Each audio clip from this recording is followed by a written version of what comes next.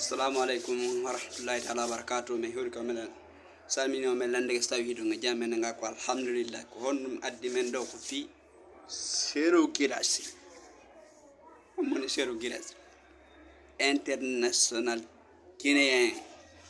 gande hande ka do wawno markude apprendre o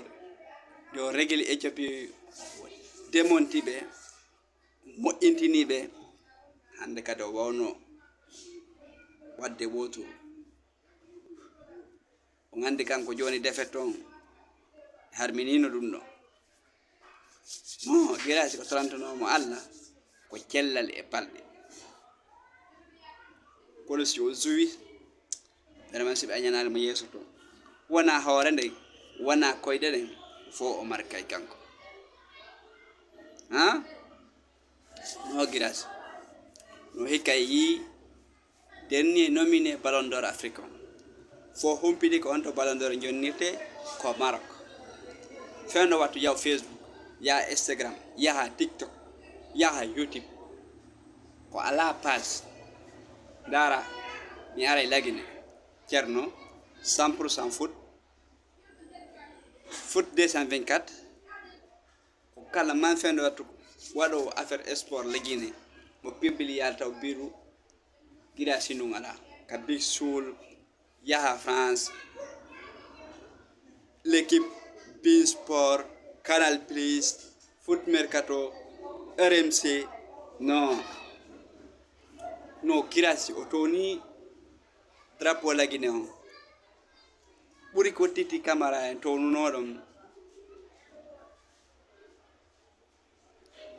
ko honno buri wedde mason fo ko marki birnum mingo news sport mi dari maso tele togo minuma be linti lape beyla zere kore manjana sigiri boke kundara kindia no ko si o taw ko stay to godon darno vraiment a welto no girasi kala man ko humpada lagine si andari girasi a welto he wona fattum yo ko do woni Sergio e boyi hebde zero he tawa sa pasi ko e ballon he ko e tallo nabi keta wonno Sergio fendo wonno Leipzig fendo no Salzburg kono gira ala Liverpool do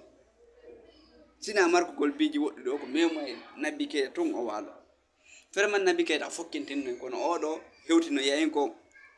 nabi keta yettuno don ko do woni nabude do e Cerno Bare ngadde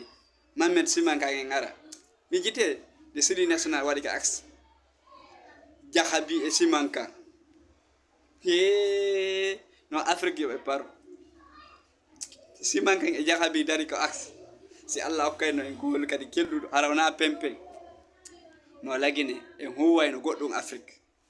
ka 2025 Maroc jahabi Simanka darke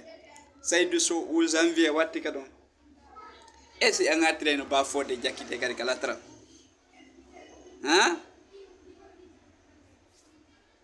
e hebino ko militaire ko pay ko e meden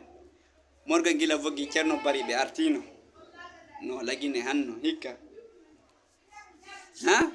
Ablay Camara dortumu ben fo be artanino e sabono Guinée wona joueur manki ko mankude organisation fédération keldudo wondude vraiment men torki yon abono yon like yon partage yon commentaire men salmini assalamu